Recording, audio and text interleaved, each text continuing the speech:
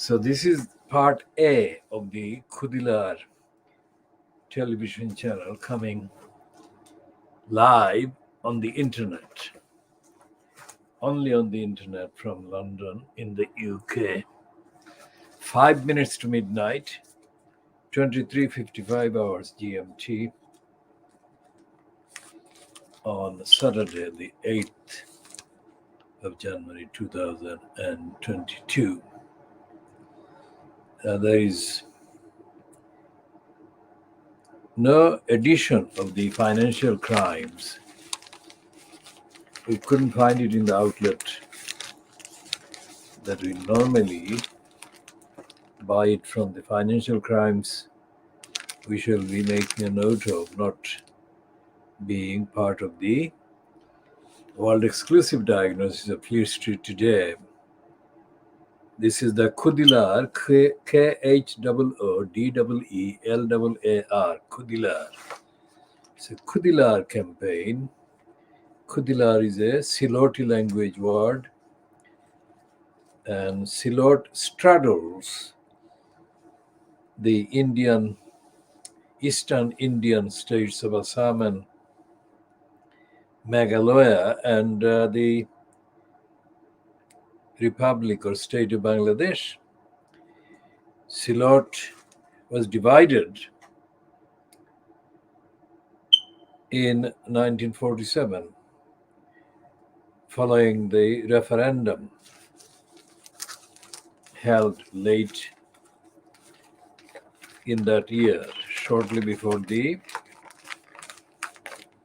kind of official end in August 1947 of the so-called British Empire. Now, this is a piece in the New Year, New Gongs, that is the section that is called HP sauce. HP is supposed to be House as a Parliament. And this is the edition of Private Lie, 1564, dated 7th of January to 20th of January 2022, price £2.50. Now, this is a piece that is headed Night Train, KNIGHT, like knighthood. Now, this is the name of a notorious crook called Douglas Oakerby. Now, Douglas Oakerby embodies sleaze and corruption and abuse.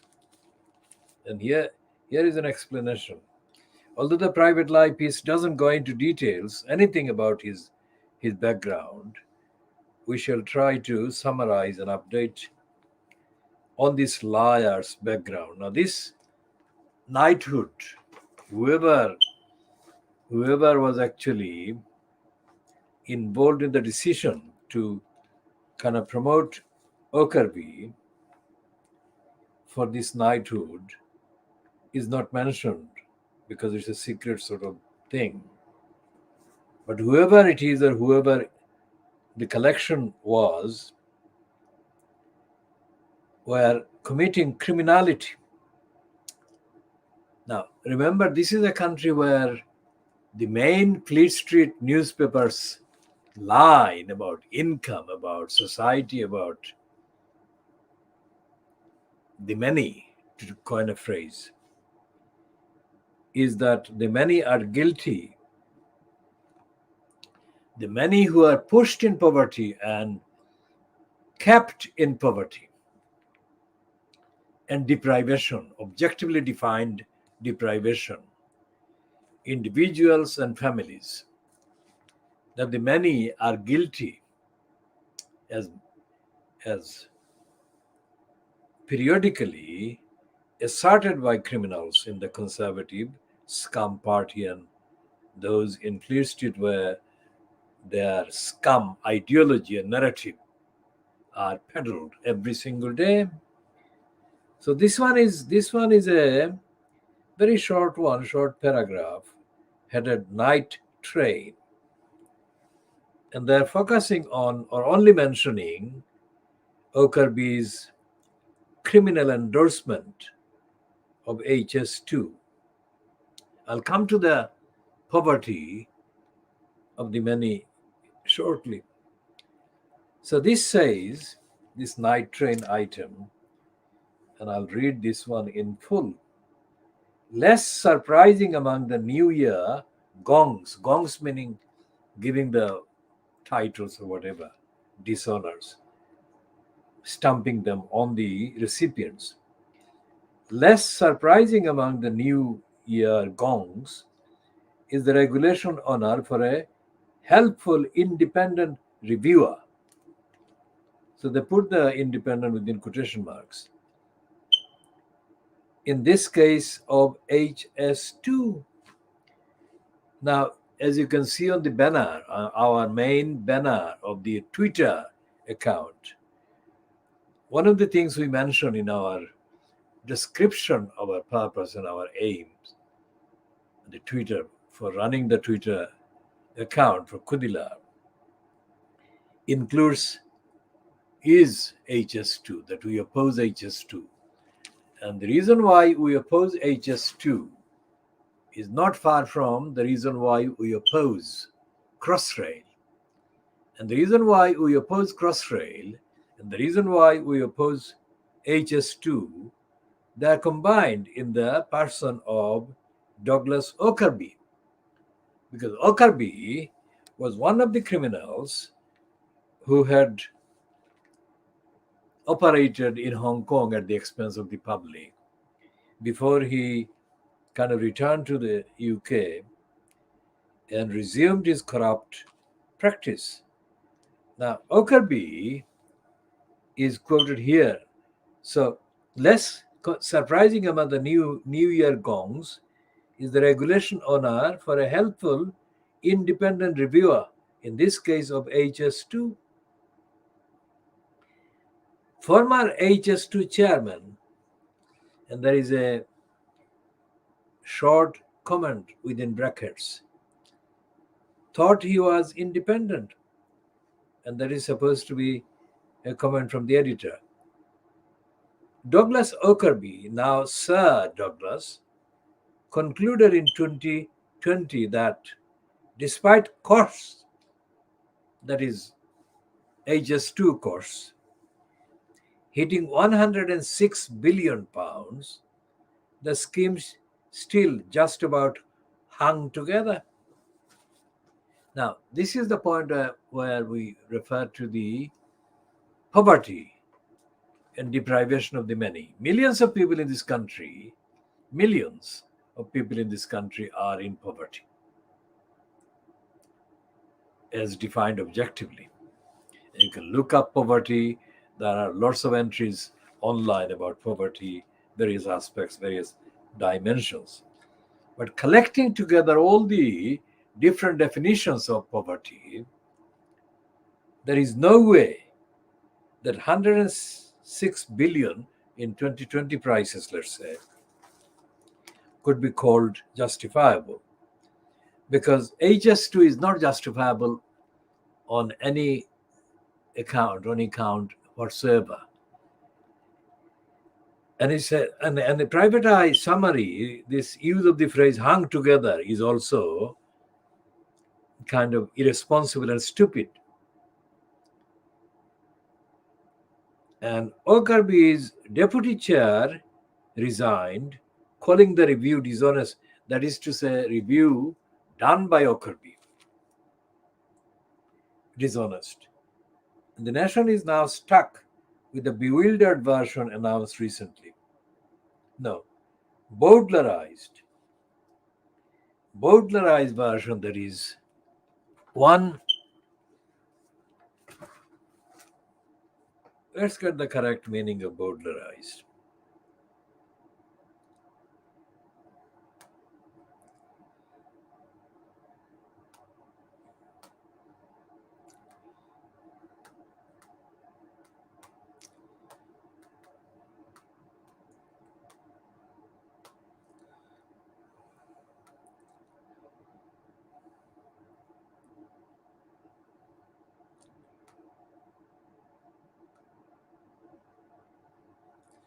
So it's a removing of the material that is considered improper or offensive from a text or account, especially with the result that the text becomes weaker or less effective.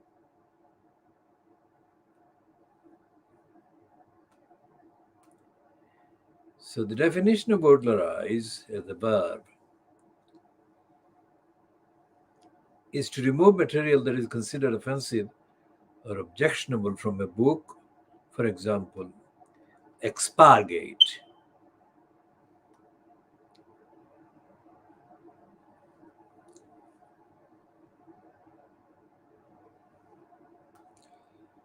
Etc. So this is the version, but private eye, which we have redesignated private lies because of pieces like this one, because it doesn't really tell the reader, the objective reader, much about HS2, but we shall be doing this, as I said before.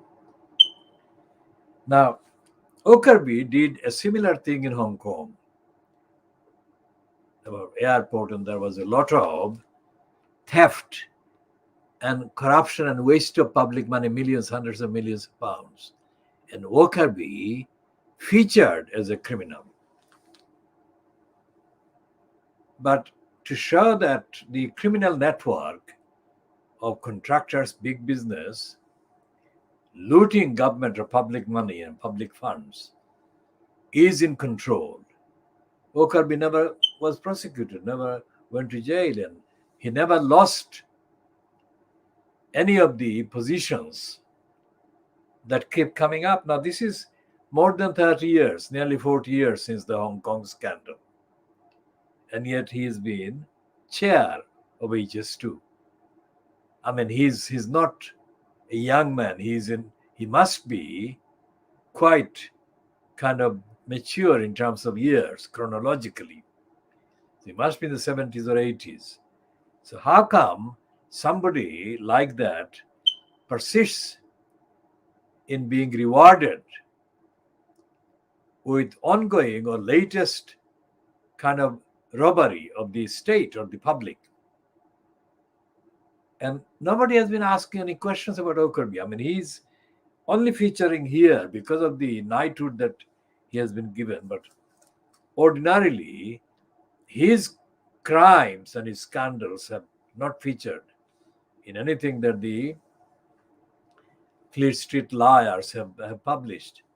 The Fleet Street papers, by liars, I mean mainly the Daily Mail, print, online, the Daily Express, print, online. Rupert Murdoch's Dirty Diggers scum, print, online. There have been nothing. And even not in the financial crimes, not that the financial crimes is available for today's edition, but over the last 2 years, let's say we've been broadcasting this and we've been looking at the contents of the financial crimes, the main contents, the telling, leading kind of items. There has been nothing about Okerby. In fact, there has been nothing about the organized big business contractors network of crooks that between them, among them, steal and rob and loot anything like £1 trillion over a decade. And this HS2, which is what is called infrastructure project, that goes to the economist John Maynard Keynes, a Keynesian project. And the Keynesian project supposedly is to be a solution to the economic crisis or economic deadlock by kind of triggering economic activity. You generate what is called the growth in jobs, etc., etc. When you look at the infrastructure projects of the last 50 years or 100 years, you can find that most of them were oversold. The merits of them, the values of those projects to the society, to the economy, were oversold, highly exaggerated. And the reason they were oversold and highly exaggerated is to do with the secrecy. I mean, this thing that Private Eye says that he certified it as being okay to spend or waste 106 billion in the name of HS2 doesn't include a reference to the poverty of the many millions of people in poverty. Millions of people in poverty is not a phrase only. It is poverty in every respect of life. People are denied of facilities, services, peace of mind, and so on, and stability, and security, and health. So this is the weakness of the private lie, but despite the weaknesses, they have mentioned Okerby and they have mentioned the HS2. So we make the note accordingly, and we shall continue to make similar kind of notes later. Now, next to that piece on the second column, next column, there is the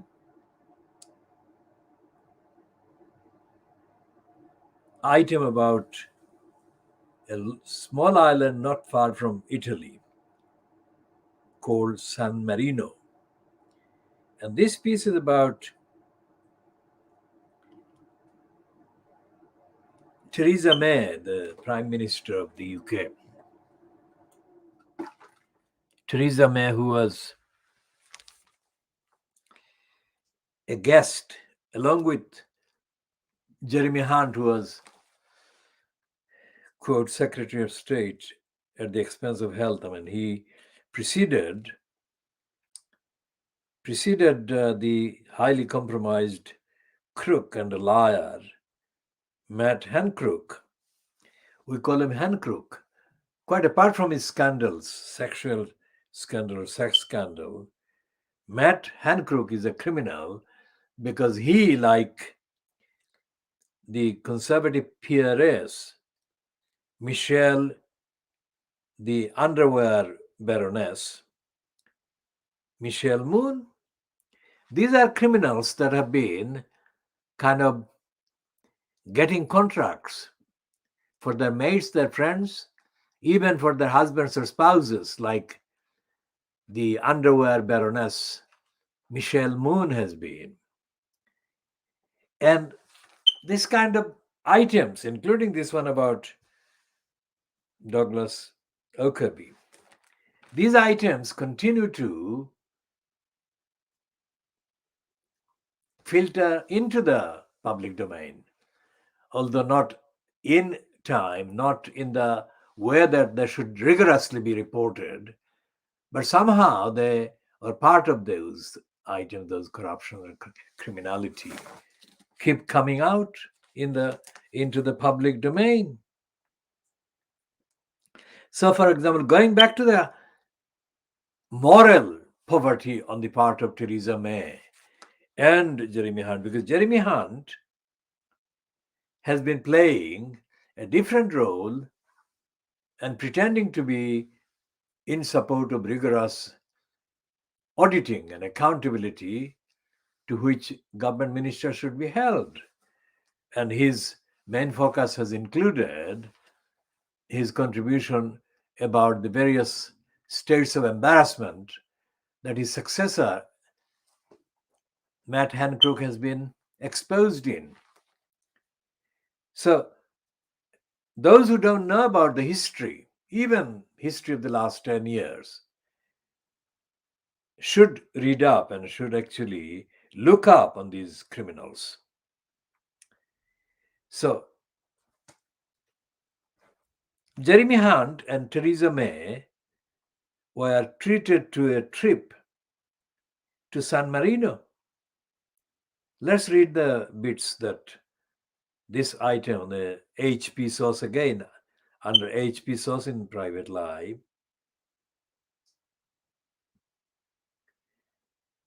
kind of publishes. Over Christmas, the Spectator revealed that Theresa May and Jeremy Hunt. Now that reference to the Spectator is interesting. because the Spectator is a supporter of Boris Johnson, who was kind of editor of the Spectator when he had this 4-year sexual adulterous relationship with Petronella Wyatt. And so therefore, the Spectator, which is a right-wing publication, it has been going right and right and right for years. And it has been owned as the title by various right-wing publishers and owners. So the Spectator, over the Christmas period, would reveal something that would potentially embarrass Johnson's opponents or critics like Jeremy Hunt and Theresa May. Theresa May in particular. So it says, over Christmas, the Spectator revealed that Theresa May and Jeremy Hunt had flown to the tiny republic of San Marino in October to be invested into the Order of St. Agatha. Now, this is a very small island with hardly more than 30,000 people. And so they invited Theresa May and Jeremy Hunt, both of whom were given the local San Marino versions of the so-called honors that the Private Lie HP source this edition is talking about. The Private Lie says that, but the Spectator miss a crucial point about the man behind all this, that is, the man who facilitated both the trips by Theresa May and Jeremy Hunt, as well as their being given the local versions of the honors, so-called. San Marino's honorary consul in London, Italian businessman Maurizio Bragagni, I hope I'm pronouncing these words correctly, has given the Tories more than £590,000 in recent years, including donations to Theresa May's and Jeremy Hunt's respective leadership campaigns.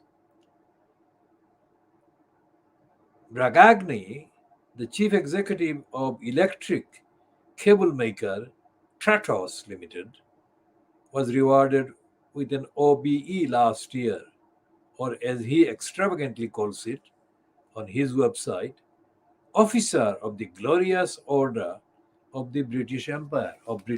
Now, anyone who knows about British Empire and the history and the role of British Empire wherever, and anyone who has got sense in their head, would never kind of glorify this British Empire. But this San Marino honorary consul, Maurizio Bragagni, has no shame. In addition to giving more than £500,000 to the Conservatives, he is also on the record as glorifying the office of the Glorious Order of the British Empire. No self-respecting person would accept a dishonor like this, let alone glorify it. But here it is. So this criminal, Bragagni, is bragging about the British Empire. Then he in turn has now wangled them a place in San Marino's most prestigious equestrian order of St. Agatha. Them meaning Theresa May and Jeremy Hunt, with a knighthood for Hunt and a Grand Cross for May, accompanied by members of their families, that is, Theresa May's family and Jeremy Hunt's families, who accompanied both in the trip to San Marino, the MPs each enjoyed more than 7,500 pounds worth of hospitality from the microstate, that is small state, and the population is 33,000. Bragagni's generosity doesn't end there. I'm reading this because it is coming to refer to Saudi Arabia, which is very interesting in context. So there is a Polish name that I will be qualifying the pronunciation of. In October, that is 2020, this Bragagni's consulate also paid money for trips to San Marino by Tory MPs Graham Brady. Now we shall come to describing Graham Brady in his pretentious other role as a kind of toughie in the so-called 1922 committee.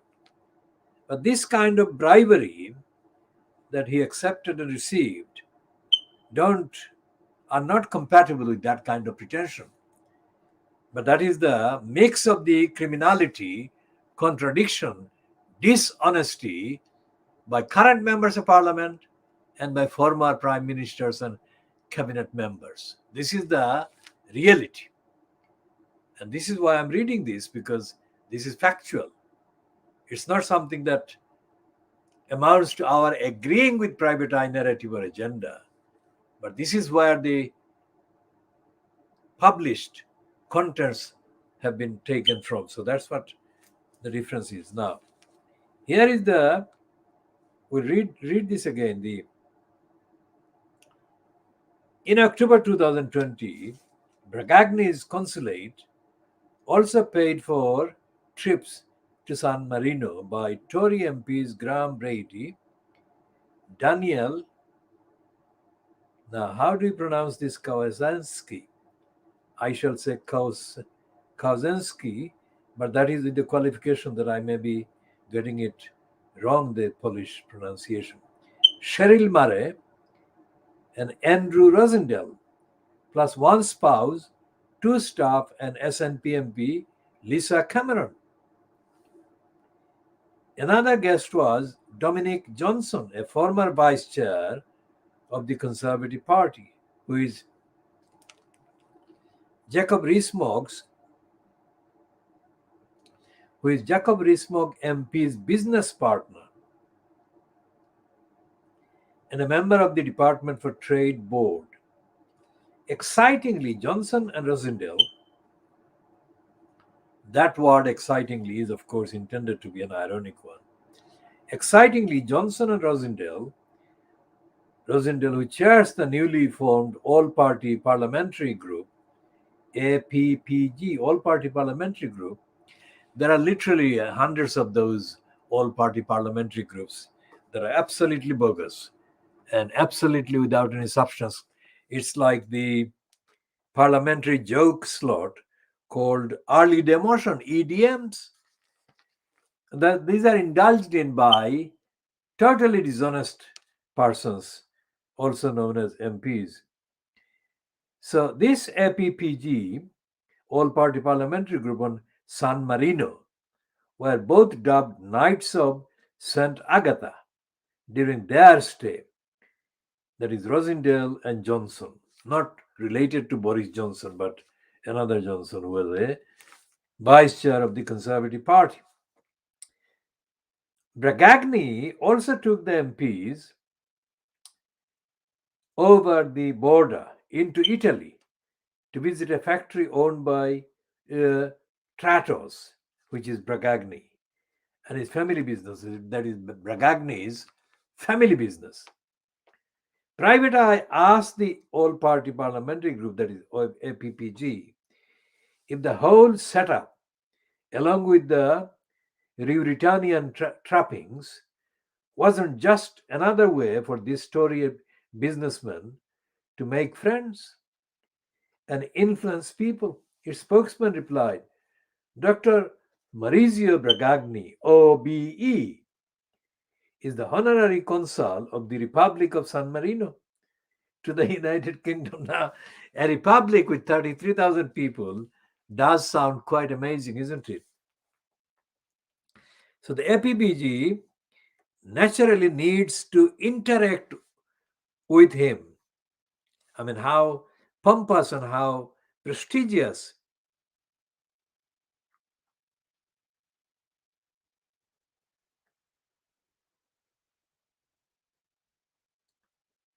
He does not use his relationship with the APPG as a vehicle to drive forward his business or himself. Now, what a stupid denial to make there about APPG.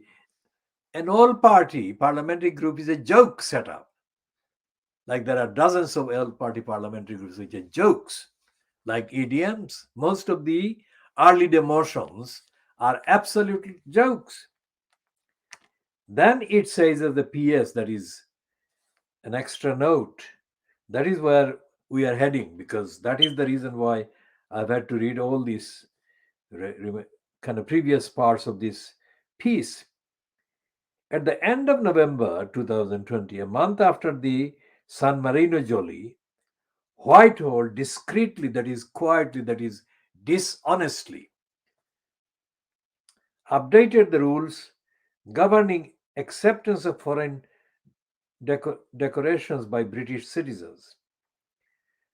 While they generally made it harder to accept such baubles, that is, so called honors, a new proviso gives the Prime Minister power to dispense with the rules for ministerial colleagues if he decides there is a national interest case. Is the government belatedly trying to legitimize little vanities such as Theresa May's visit to the Royal Palace in Riyadh in 2017 while she was Prime Minister? Because in 2007, when Theresa May was Prime Minister, she went to Riyadh to accept the order of King Abdulaziz for her meritorious service to Saudi Arabia. Now, this beggars belief. Meritorious service to Saudi Arabia doesn't include Saudi Arabia's role as the country or the land or the state within which two, three, all the main kind of holy places recognized by the Islamic faith are based. I'm not referring to any of those. I'm referring to the Saudi state, the Saudi ruling family, the Saudi bureaucracy, which is the subject of continuing evidential or evidence based criticism and denunciation by the majority of the world's Muslims. Now, how come that Theresa May accepted anything from that regime? Because she knows that, or she should have known that, she should have known that the Muslims of the world do not approve of the behavior of the Saudi regime. That is fact. That is not something I am making up. There are how many kind of entries online, acceptable entries about Saudi Arabia. Let's see.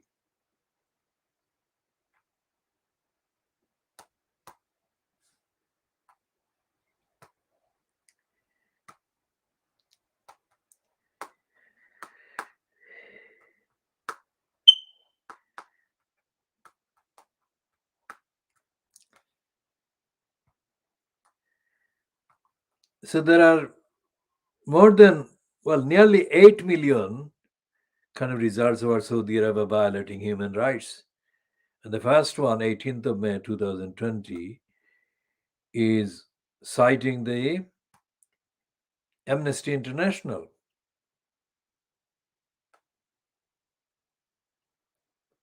Amnesty International, despite the pretensions, is also a spying outlet. It collects so many data about the people visiting the site, and there are millions, let's say, millions of entries about the violation, human rights violations by the Saudi regime, and there are all factual. And although they are factual, then there are so many. Most of these people, including the Amnesty International, are also at the same time hostile to Muslims. The Muslims of the world, ordinary Muslim, the, let's say, the many among the Muslims. And there is the kind of contradiction, because all the criticism of Saudi regime, criticism over the human rights violations of the Saudi regime, by the Saudi regime, are made from the standpoints of the Western critics. And the Western critics, while they go on the record as criticizing the regime and some of the behavior, including the absolutely disgusting murder of the journalist Jamal Khashoggi, they don't uphold the stance of Muslims protesting against hundreds of violations of human rights, hundreds of violations of the Islamic codes and Islamic requirements by the regime in Saudi Arabia. But the same thing applies to most of the Gulf states, so called. So the proponents of human rights, like Amnesty International, are themselves continuing to be pursuing the Crusader agenda of 1100 years ago, 1,000 years ago, or however long it was. And the same thing happens when they are condemning, on the record, they're condemning the kind of knighthood for Tony Blair given by Brenda, apparently. But Brenda would never give that without de facto, in effect, consulting the incumbent holder of the post of Prime Minister and others that may not be disclosed, but others in the among her kind of confidants. So what is happening with this reference to Saudi Arabia in relation to Theresa May going there in 2017 is that their private lie, which is part of the so-called liberal kind of left or center left in parts of the contents, not everywhere. Private lie is essentially edited by the corrupt Ian Pissoff, who is a conservative, whatever the size of the capital C or small c, doesn't matter. The records of the contents, political contents of private lie, let's say from the mid 1980s onwards, when Richard Ingram's vacated the kind of editor's post for his crony, who was Pissoff. And Pissoff, the departure of Richard Ingrams as editor, who left Pissoff in that post, was very severely condemned by Aubrey Waugh, who is no longer alive, but Aubrey Waugh is the one that condemned the appointment of the, as he called it, midget Ian Pissoff. Pissoff is a very short person. He's even shorter than the diminutive John Biggs of Tower Hamlets, who was described as such, diminutive John Biggs, by The Guardian on the 18th of April 2018 in a piece by Dan Sabag. Dan Sabag had been a councillor in Lambeth, and somewhere along the line he was also one of the kind of advisors to Una C, who was member of parliament for Bethnal Green and Bow before the constituency decided to kick her out, thus opening the way for anyone who was available. And it happened to be George Galloway who was available and eager. I mean, George Galloway was so eager that an image of his eagerness can be found in his kneeling before Rulaneska on the disgusting Channel 4 Big Brother house, where George Galloway, as part of his contract of payment from the crooks at Channel 4, agreed to kneel or prostrate before Rulaneska, pretending to be a cat.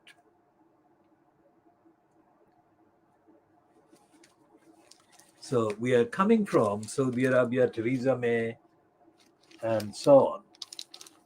And what we are doing is we are exposing the lies at every stage of the media, because these items that I've been referring to have not been published by the Daily Mail or the scum, the Murdoch scum, or the Beaverbrook legacy of hatred and hostility and poison, the Daily Express title, nor indeed in the Daily Bribing and Buying Boris Johnson graph, also known as the Daily Telegraph.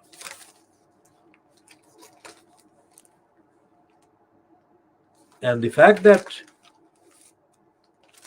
the so-called kind of Islamic revolutionaries or radicals or extremists have been located by the Western media in parts of Iraq, in parts of other parts of the neighboring countries, is not an accidental decision.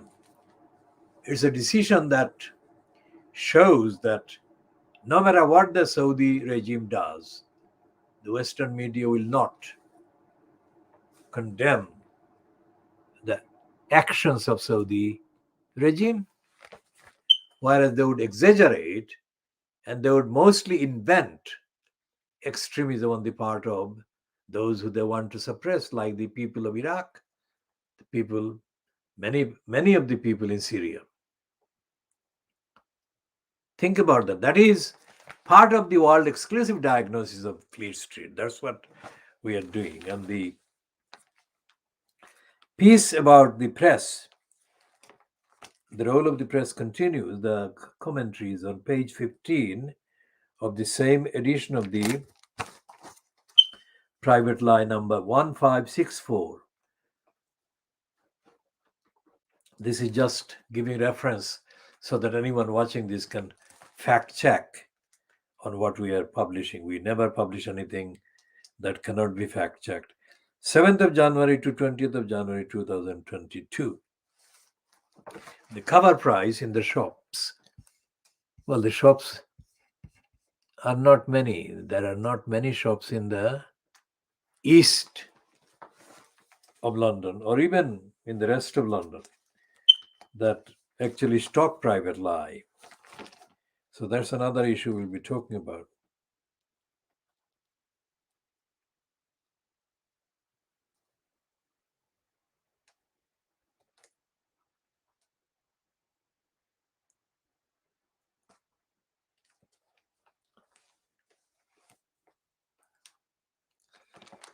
Now, private lie is also among the supporters of the kind of lunatic propaganda, various lunatic propaganda about the virus and the vaccine and so on. And it doesn't have a record of upholding civil liberties, freedom of expression, when it comes to people questioning the alleged scientific basis for the vaccine. I mean, they readily denounce people who question the various scientific claims as conspirators. Now, in science, anyone who doesn't ask questions about a particular finding must be the one that is in the wrong. But on the virus, all the media, including the so called critic of the media, Private Lie, brands people who ask questions as conspirators. That's very unscientific. People should be asked people should be asked to explain why they promote particular kind of steps, and the answer should be demanded. And that is the line that we take, and that is based on the evidence-based world exclusive diagnosis of Fleet Street. Now, on page 26, we shall go back to page 15, but we shall come back to 2000 page 26. Now, on page 15, this is there are two pieces, but first one is libel news, and this is a piece that actually sums up the corrupt role being played by licensed law trader Hugh Tomlinson, amongst others. Hugh Tomlinson, and also the soul cheaters firm called Carter.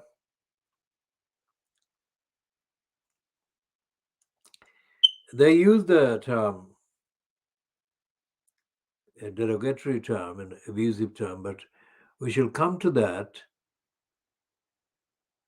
detail in a minute. So Hugh Grant is the actor Hugh Grant, who is involved with the organization called Haque. Now, Haque was kind of formed around the time, about 11 years ago, or thereabouts, when the Leveson so-called inquiry into Fleet Street into phone hacking was taking place in 2011, chaired by Brian Levison, a man born in Liverpool, and who later was the president of the Queen's Bench Division in the High Court. I think he's retired now, but we shall check. He must be retired. And the report that Levison actually published, despite the fact that there was a huge hype in terms of the media, in terms of the television coverage of the proceedings, Levison really didn't make any serious moral case against the criminals that constitute Fleet Street. Now, that is the kind of point at which the immorality of Fleet Street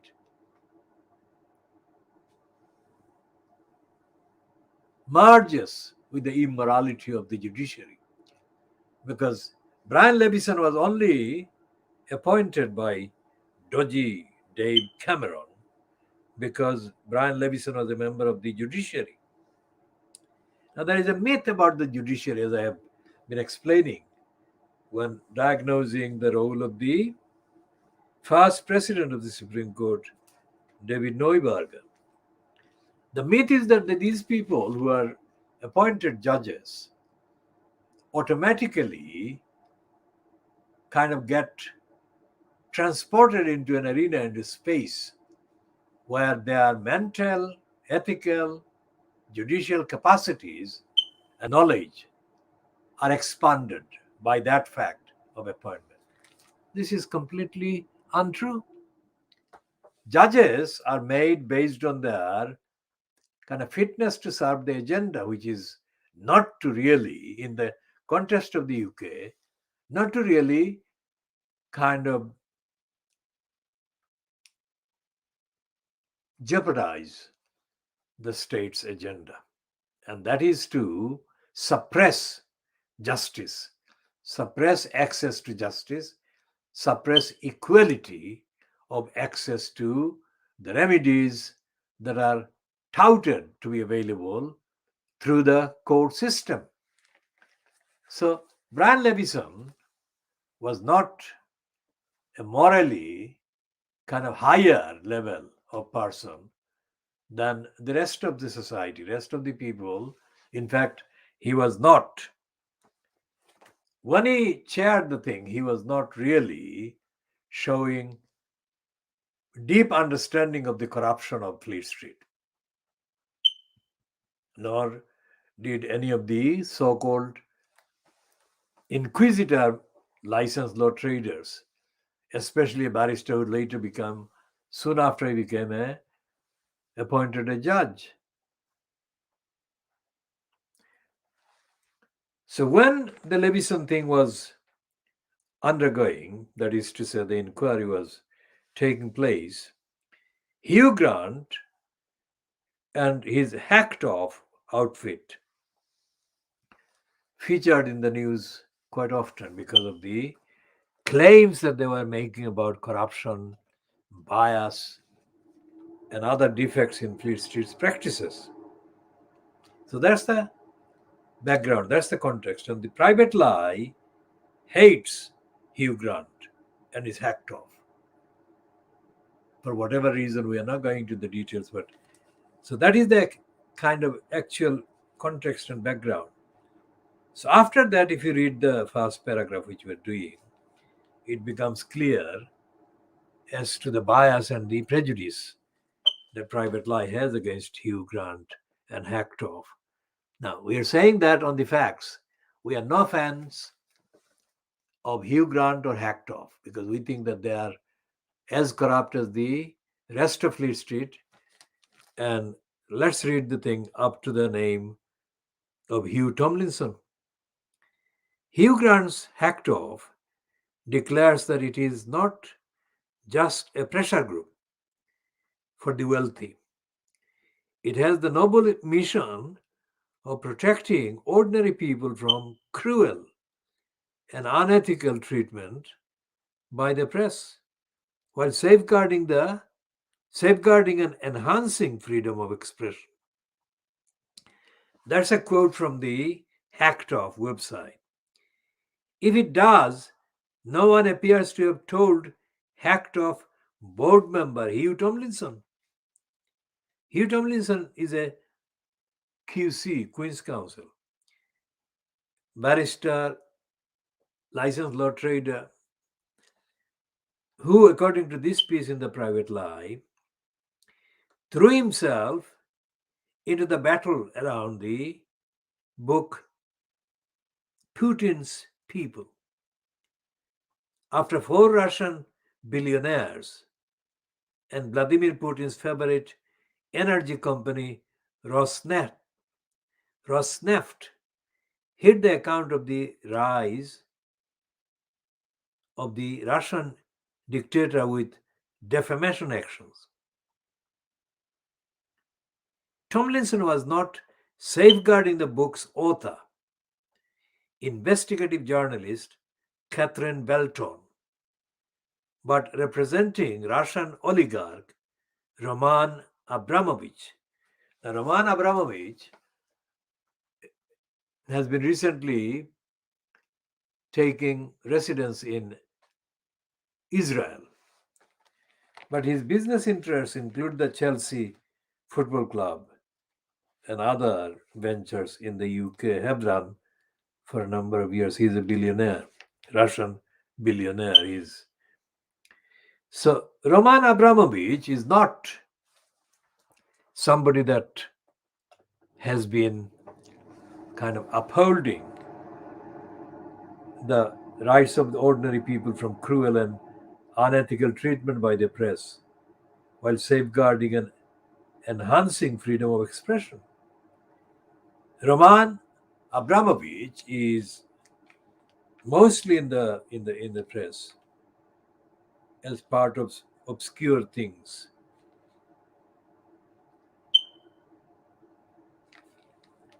So the private eye mockingly says about Hugh Tomlinson, the QC, Not content with that performance, the announcer of freedom of expression has joined the fight between a super rich Tory donor and one time confidant of Prince Charles, Mohammed Amersi, and former Conservative MP Charlotte Leslie on the side of Mr. Moneybags, that is, Mohammed Amersi. Now, Amersi, according to various reports, and especially reports in several editions of Private Lie, is a regular donor to the Conservatives. And it goes on the next paragraph, it says, and boy, is there money to be made as Amersi hires London priciest libel lawyers and PRs to bombard Leslie, that is, Charlotte Leslie,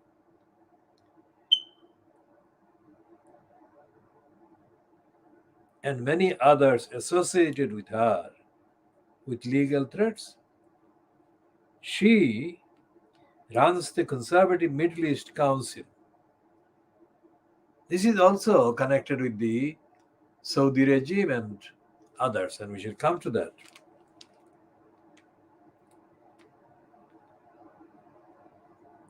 A small organization that fosters links between the UK and the region.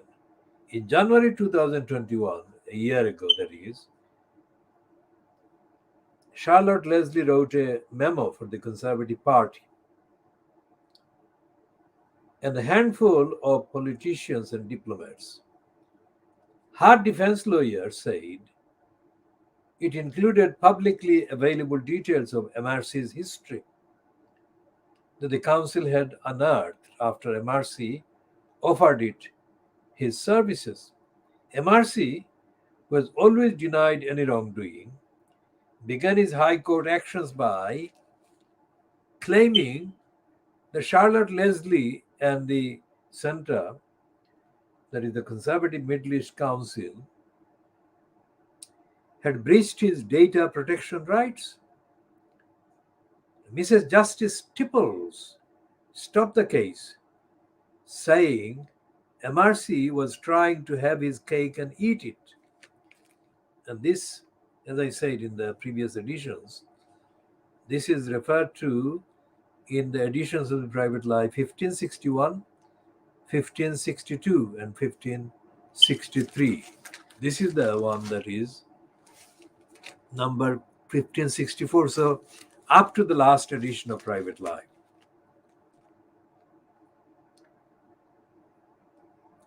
Undeterred by the High Court Judge Mrs. Justice Tipples, MRC is pressing on with a revamped data protection case, and just before Christmas initiated proceedings for libel and slander to boot. Once more, he is not only suing the Conservative Middle East, Council, CMEC, but also Leslie personally, that is Charlotte Leslie personally. He is also bringing libel and slander actions against Mark Morrison and Kedge Martin, Leslie's colleagues at the Conservative Middle East, Conservative Middle East Council. Charlotte Leslie's lawyers told Mrs. Justice Tipples in November that the law was being abused to bully and intimidate Leslie into submission. It's becoming a familiar approach. As the last I reported, MRC's lawyers, and this is the abusive name that they use about this particular firm, Carter Fuck, threatened. Carter Fuck is their way of saying Carter Ruck, that is the name on the records, threatened Michela Albar, the former chief ethics and compliance officer for Telia, after she told the BBC and The Guardian about MRC's role in the Swedish telecom company's dealings with Uzbekistan. Now, Uzbekistan is, of course, not far from Kazakhstan and not very different in terms of the agenda, political agenda the Uzbek regime follows. Then the agenda of Kazakhstan, which is currently in the news because of the murders of protesters and threats against demonstrators that have been demanding an end to the repressive regime. So Carter, Leslie's friend, said she had received scores of threatening letters from Carter Fuck and was living in fear of the escalating legal course. The Conservative Party has offered her, that is, the former Conservative MP, Charlotte Leslie, no support whatsoever. Now, notice that. She is a Conservative woman, Conservative member of Parliament until whenever she ceased to be, but she is a Conservative. So the Conservative Party has offered her no support whatsoever. It continued to take MRC's money, that is, Carter Fuck, continued to take MRC's money after reading Leslie's memo and allowed him to buy a breakfast meeting with Boris Johnson for the paltry sum of £100,000. Now, who received that money?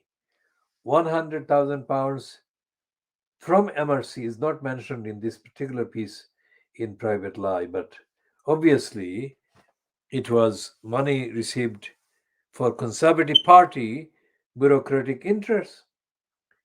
Every base is being covered. MRC has hired the PHA Public Relations Agency, run by former News of the Screws, that is News of the World, that was scrapped by Rupert Murdoch, who owned it during the sitting of the Levison inquiry.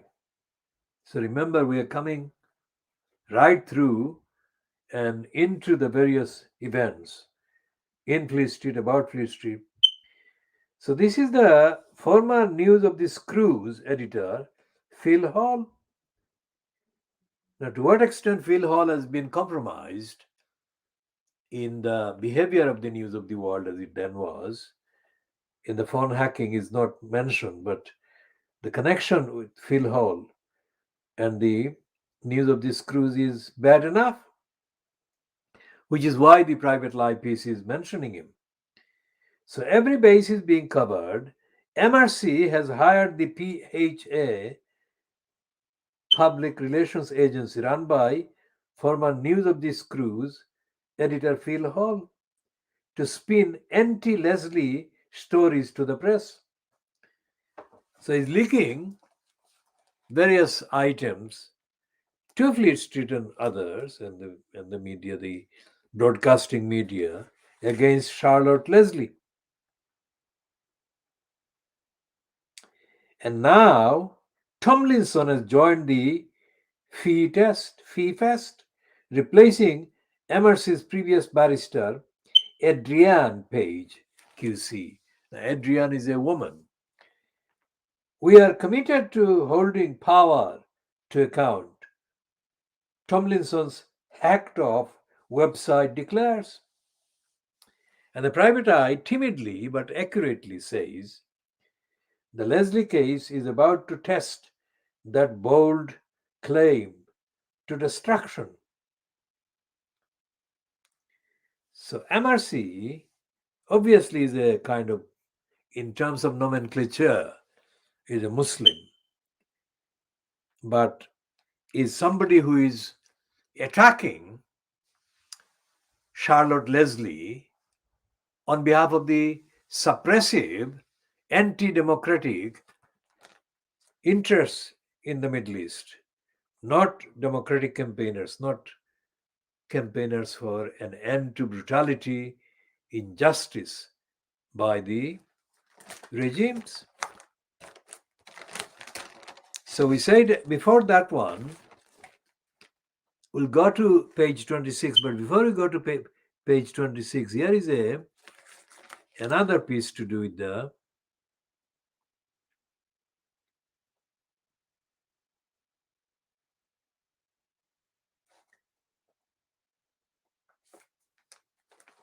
regulation.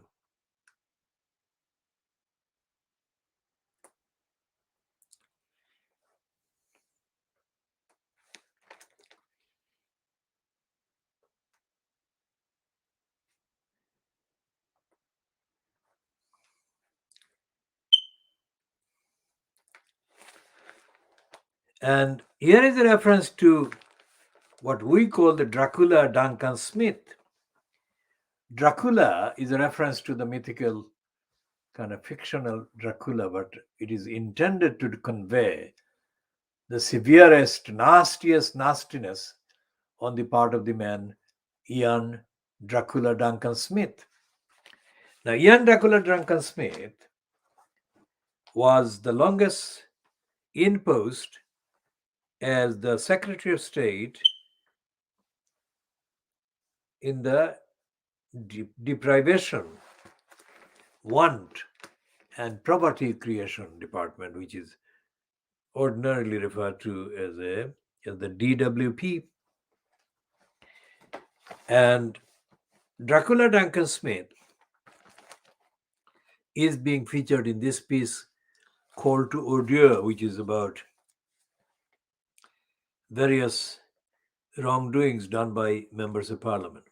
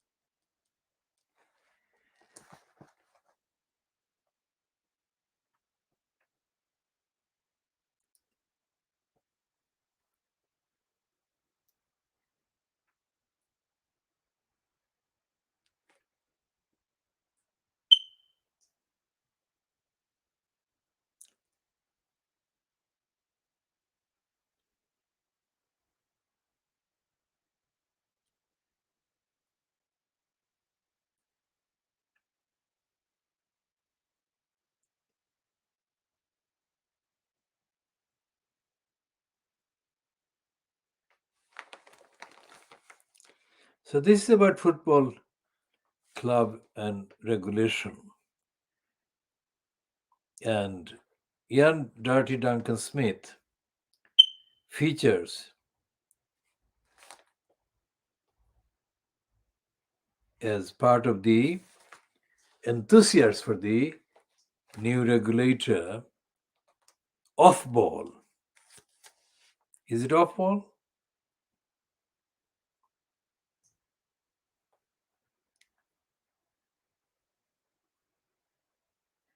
It's called the football regulator. And the private lie is saying that Dracula Duncan Smith normally styles himself a champion of regulatory reform and of smaller government. The private eye is being, being less than rigorous about Dirty Duncan Smith, because Dracula Duncan Smith, should not be featured as a champion of regulatory reform whatsoever. Because in the years that he was in that post at the DWP, deprivation, want, and poverty creation, he was there for, let's say, 6 years. Well, let's correct the record if it is 6 years or different period, different length.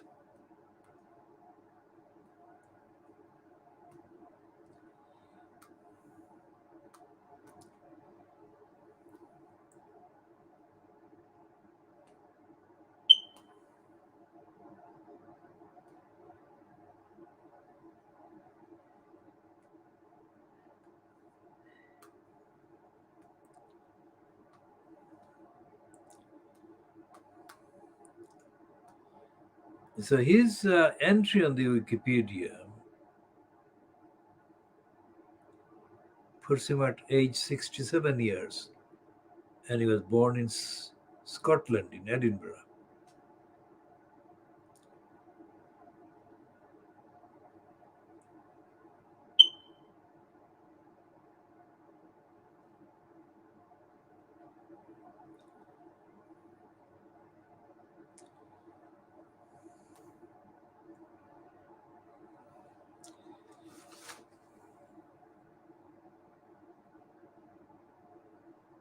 So he was in that post for just under 6 years, as I said, as I thought. Want and poverty creation. Want, deprivation, and poverty creation. And he was there the longest period because he was appointed in 2010 after the Conservatives, with the collusion of Nick Clegg of the Lib Dems, created the ruling kind of coalition, condemn coalition. So May 2010 until March 2016. And in those 6 years, Dracula Duncan Smith kind of made the DWP a killer organization, a killer department operating in the name of the government. And the main killings that he caused have so far been recognized only about the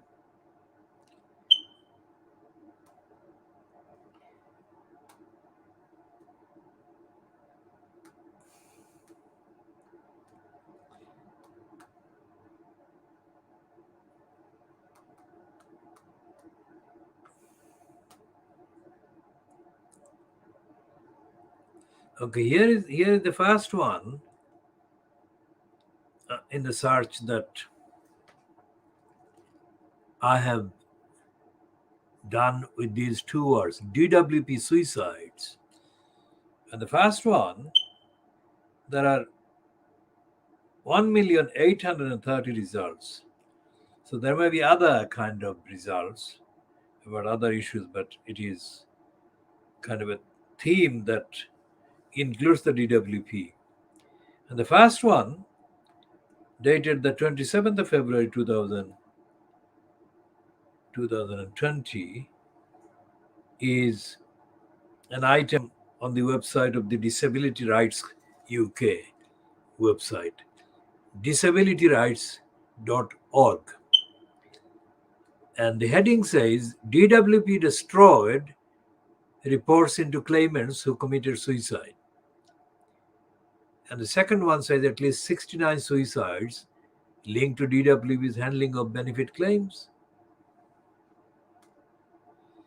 And the third one says, that is January 2021, inquest finds mother took overdose after removal of disability.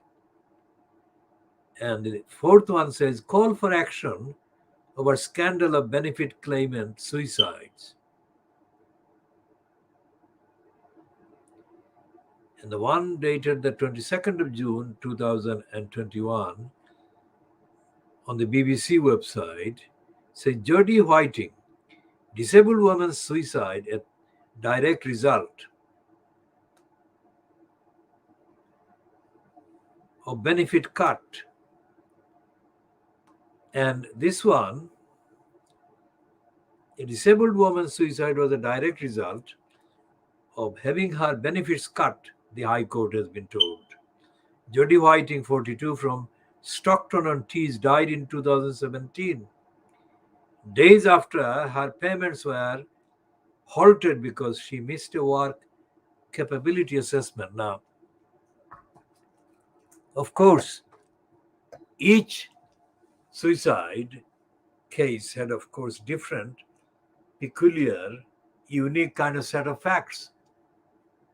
Not all the facts were unique, because there was a theme running, which was that each of the victims had been pushed into desperation caused by the DWP stopping the benefits that they needed, absolute basic amount of benefit. And Ian Dracula Duncan Smith should never be described as anything to do with championing regulatory reform. And Private Lie, the right-wing editor, Ian Pissoff, is allowing this to be included in the description of Dracula Duncan Smith instead of being kind of truthful and describing him as the minister who pushed the benefit claimants to their suicides. Now, anyone who knows about the international constitutional law treaties will know that every country like the United Kingdom is a signatory to the various treaties, international law agreements, declarations. And the ones that are relevant in the context of this discussion diagnosis are the ones that uphold objectively defined human rights, basic human rights. And neither Private Lie nor even the Guardian or the Daily Mirror, the three that can be allowed to claim that they are not part of the Fleet Street filth, even they don't mention the treaties, the declarations, and nor does the only online operation of the what used to be called the independent newspaper, which from time to time publishes things that are kind of not part of the propaganda for the government or the regime. And it goes on. So, despite the fact that this is a critical piece or critical set of reports by Private Lie, even so, the tenor, the actual kind of tone, remains one of appeasing the status quo, the regime, pointing out the wrongs and errors as if they were a minority of events. So, as I said, we come back to page 26. Page 26 has got the heading to that piece on the left. Brylo Talk, Lessons from His Story. Now, this is Brylo Pad, otherwise known as Andrew Neil. Now, in the kind of political hostility to anti-racism, to anti-colonialism, etc., Andrew Neil is very much on the right, far right. So much so that he did his bits to set up what is called the G News, GB News. And the GB News, Great Britain News, is now taken over by Nigel Farage and so on. So this piece about Bryler Pad is not about Nigel Farage or GB News. This is about Boris Johnson's mistress, adulterous mistress, Jennifer Arcuri. Jennifer Arcuri apparently tweeted saying that Andrew Neil was on the blacklist, on the contract list of Ghislaine Maxwell and Jeffrey Epstein. And what Brilopad has said is that he's going to sue Jennifer Arcuri for libel. Now, there is no factual reference to what Jennifer Arcuri is saying after Brilopet threatened her with libel action. Instead, this piece is about Brilopet's last big item in the libel case, because he had sued a man called Peregrine Worston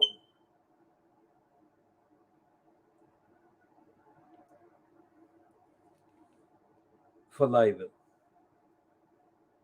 And in a book he published, Brilopet, that is, his memoir, 1996, called Full Disclosure.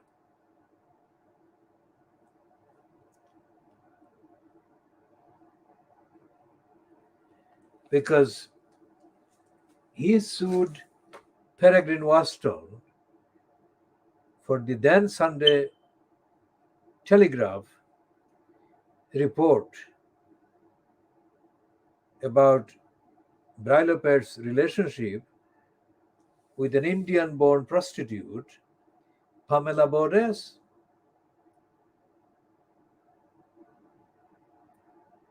And in that piece, Worston called Andrew Neil Randy Andy. Now, we're not going to read the whole thing about Brilopet and Peregrine Worston and Pamela Baudes,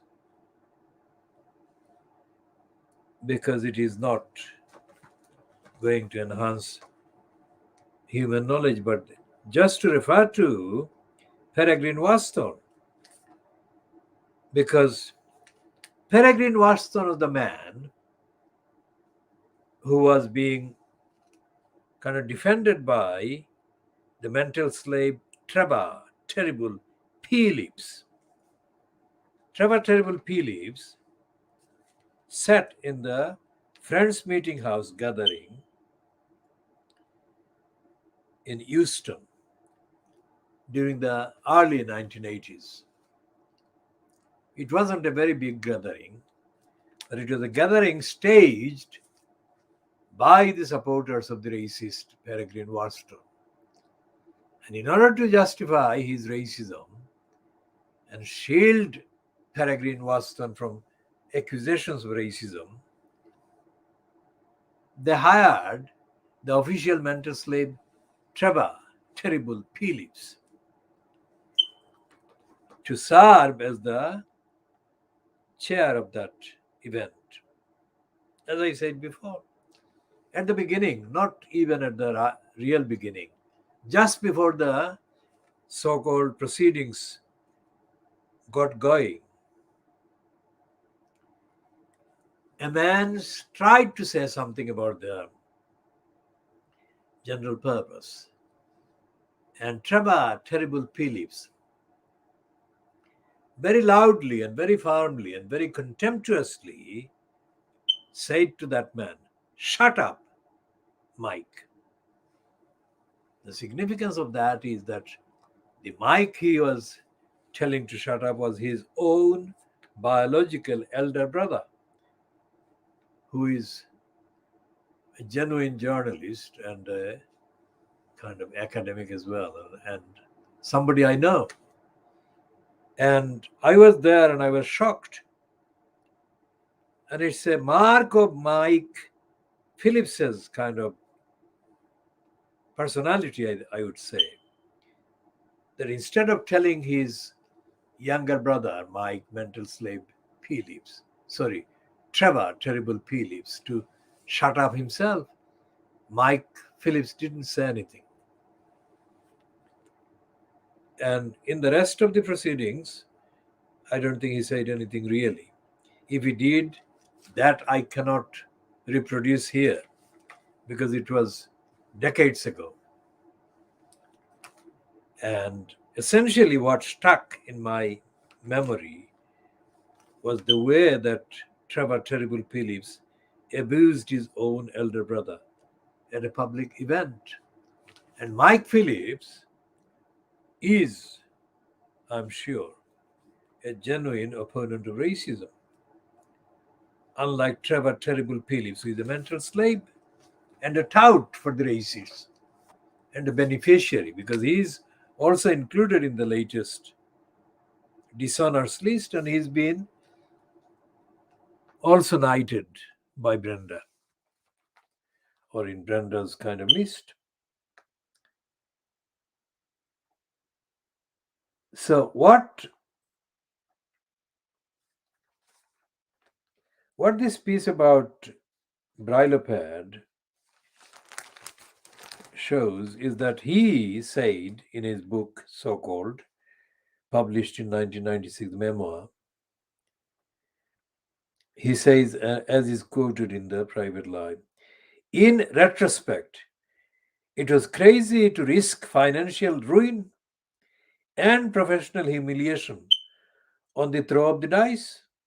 The outcome of modern libel cases is as much a gamble as the spin of a roulette wheel. Looking back, I am not sure that either of us won. Faced with the prospect again, I would probably decide it was not worth the candle.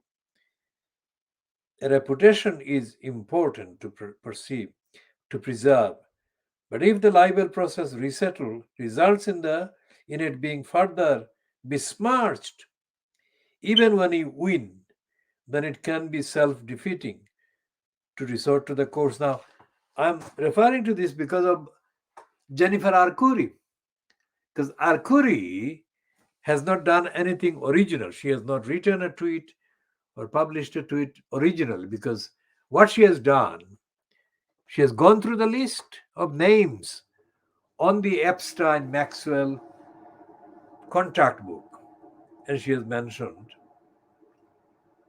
that because his name is on the contact book, Andrew Neil must have known Epstein. And on that basis, Brilopad has threatened libel action against Jennifer Arcuri.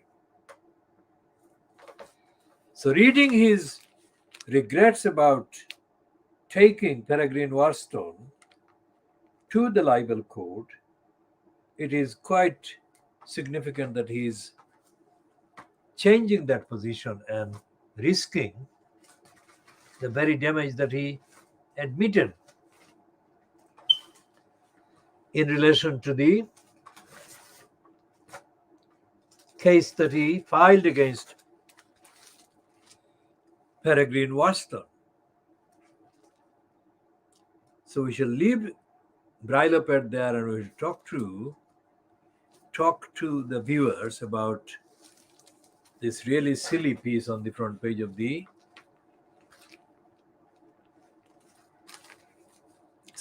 Daily Scar, which is about the television presenter Eamon Holmes.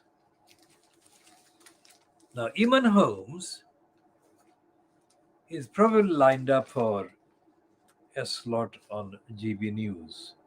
It's not sure, but he is getting desperate, increasingly desperate, like Katie Price.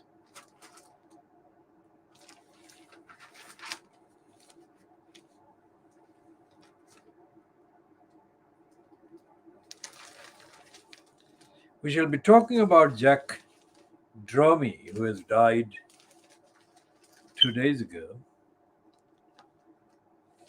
or 1 day ago, I think.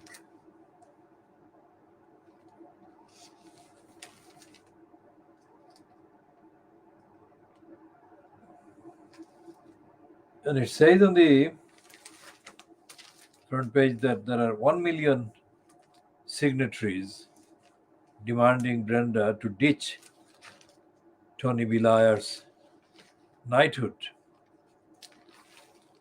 And of course, Tony B. Liar has got supporters in the form of a few in the Fleet Street corruption gang, like Charles Moore and others. But I don't think that Tony B. Liar will be able to overcome this demand that he should be held to account. And many of the people, the more the kind of delay in withdrawing the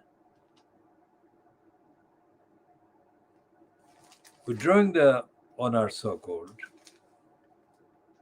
the more people will be adding the demand that he should be tried at The Hague for crimes against humanity.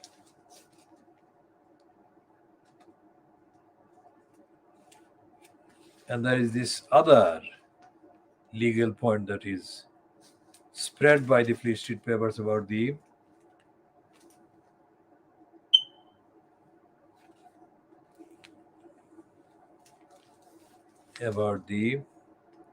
acquittal of the 4 white protesters who are being misreported as being Black Lives Matter protesters. They have been acquitted of removing, as I said in the previous edition, Colston's statue in Bristol.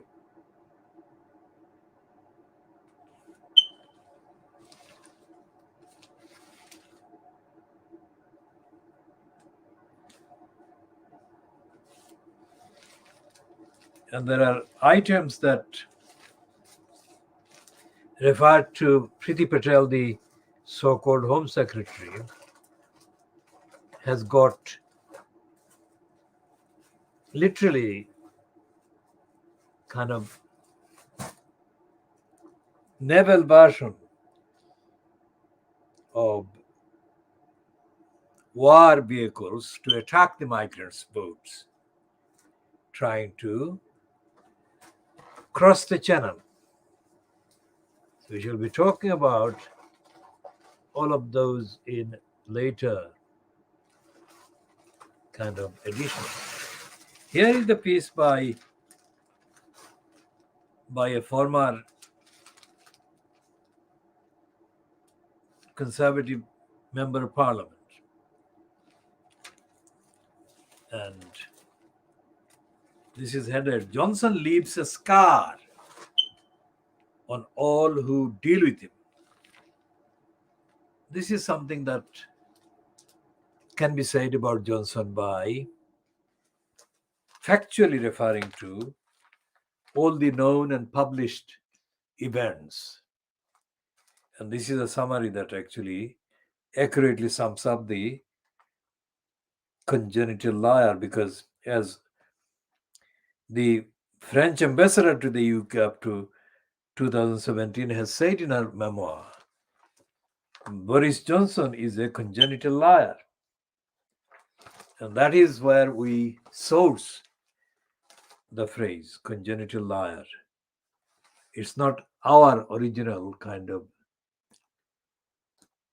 authoring. It's attributable to Sylvie Bermann. Now here is Matthew Paris, who is the writer of this piece that is headed, "Johnson leaves a scar on all who deal with him." And I'm not going to read the piece, but we have posted already several tweets.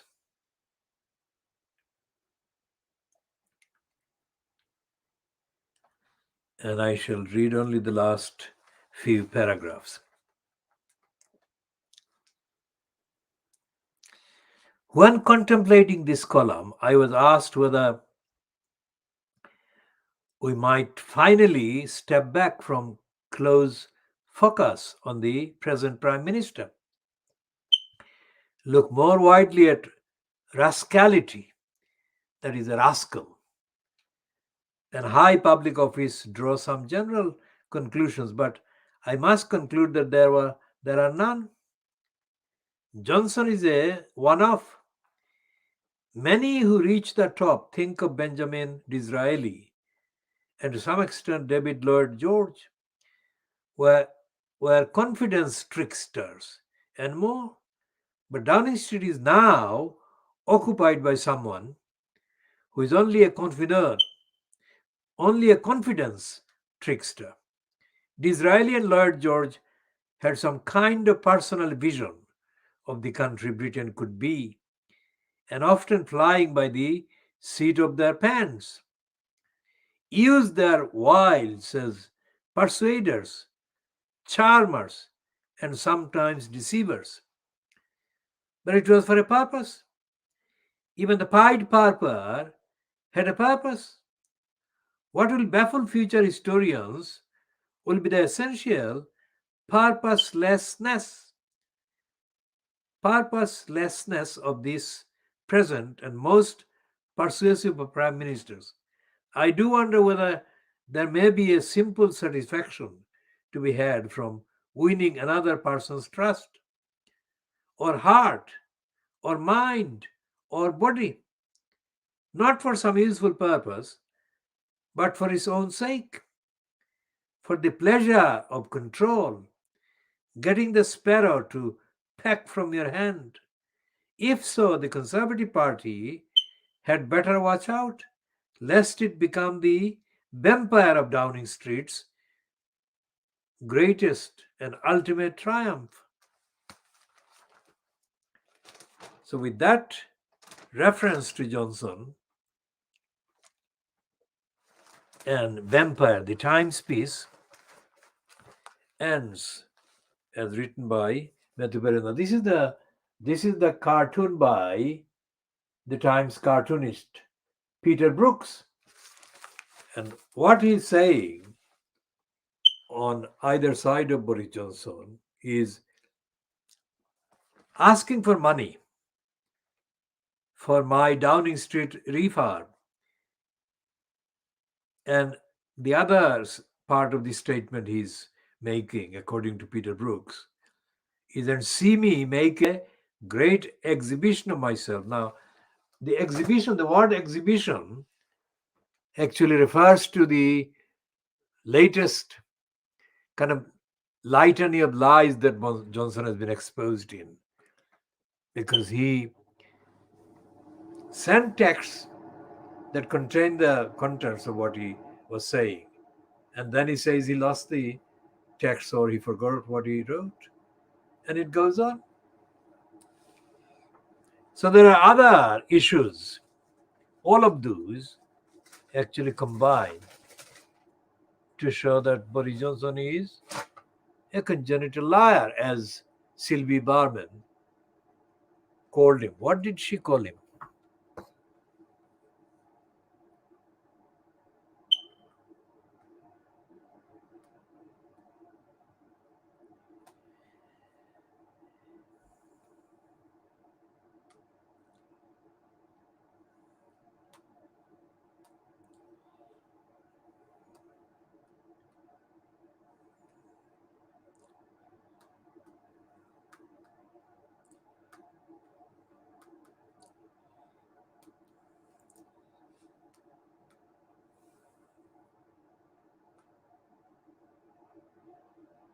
So she was the ambassador, French ambassador, from the 21st of August 2014 to 11th of September 2017.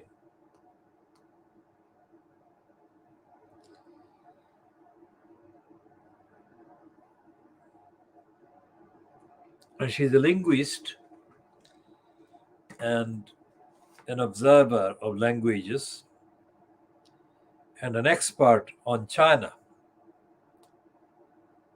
where she served as the French diplomat concerned. So she told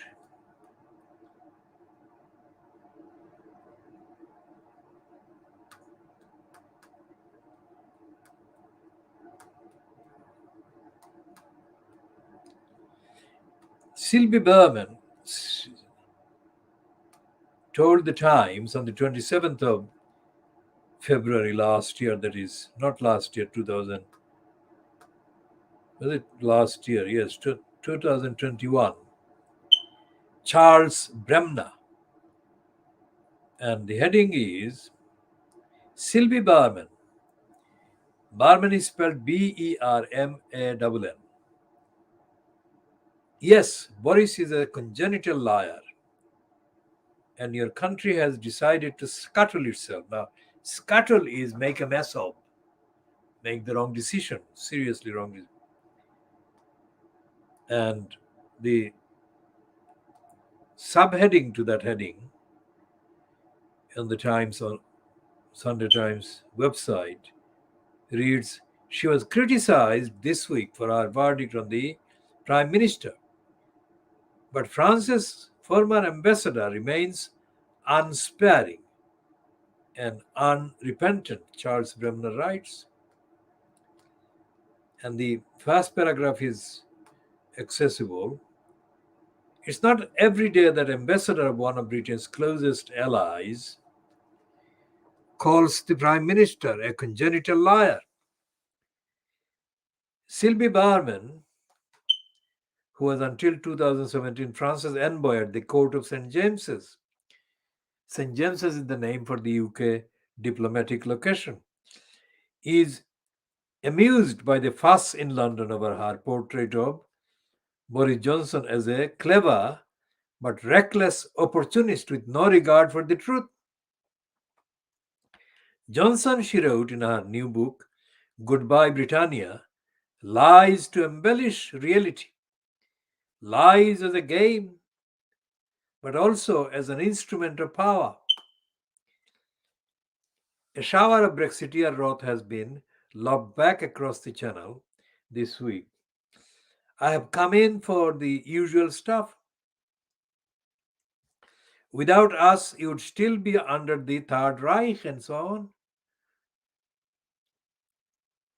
Bermann says, talking in her flat, and that's where the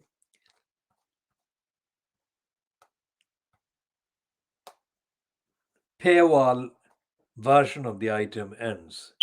Essentially, it's not something new, although she has put it in a unique way. But what she says about Johnson is said about him by the likes of Peter Auburn. Now, Peter Auburn is a kind of widely platformed writer on the Mail on Sunday, Daily Mail, and other papers in Fleet Street. And he has started a blog called The Lies of Boris Johnson. That is the title of the blog.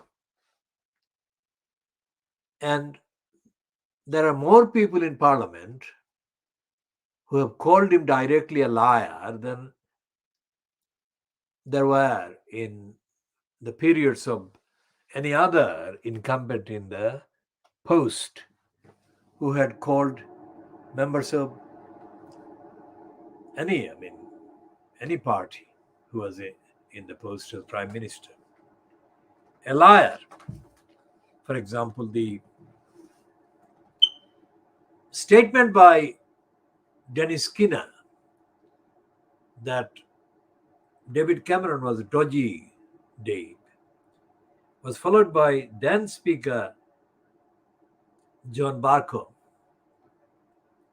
ordering Dennis Skinner out of the chamber for the duration of the day or the day's proceedings, as was Don Butler, who has called Boris Johnson a liar more than once in the course of a speech. And she was ordered to be out of the chamber. When Angela Rayner, the current quote deputy of the Labour Party, called the Conservatives scum, she was condemned by the Conservatives. And she was, probably due to internal pressure by Keir Starmer, forced to stage an apology for that. But all these reactions to the people who call them liars or scum do not conceal the truth about the Conservative Prime Minister Boris Johnson being a liar or the Conservative Party being scum. And all the contents of the Fleet Street Papers, and by Fleet Street Papers I refer mainly to the ones that are kind of numerically wider circulated publications, and their websites like the Daily Mail and the Murdoch Scum. All of their kind of contents, the narratives, the agenda are roundabout way. They reluctantly report the facts about the dishonesty, but they don't call them dishonest. They justify the dishonesty and the lying on the part of Johnson and on the part of other conservatives, lying and racism. They justify those.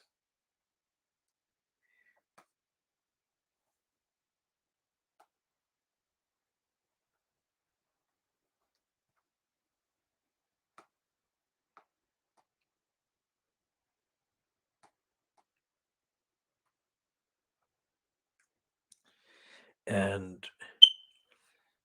this is more, this reaches more people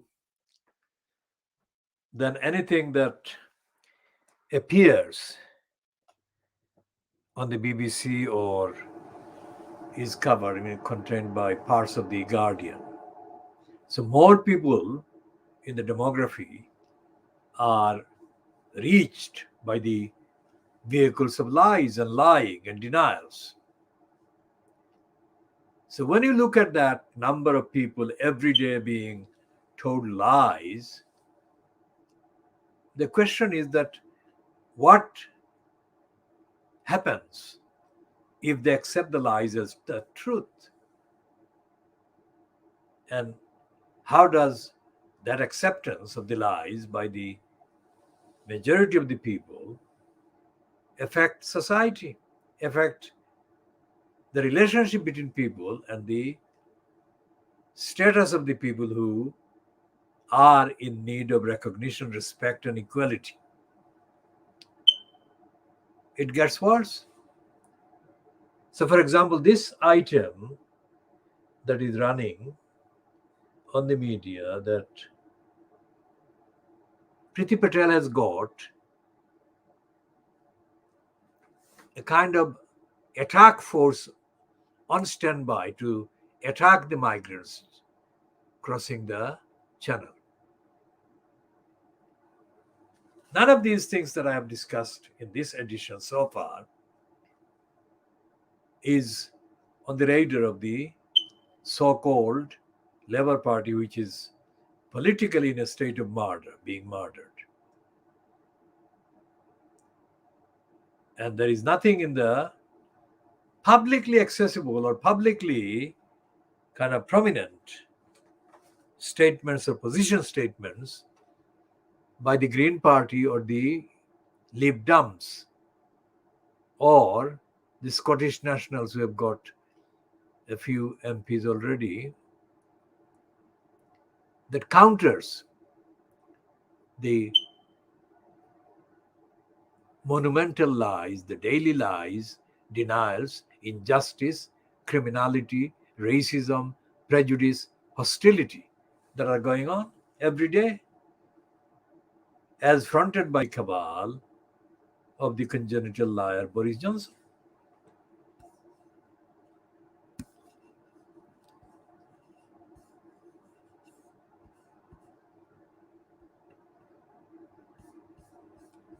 We shall end this edition here.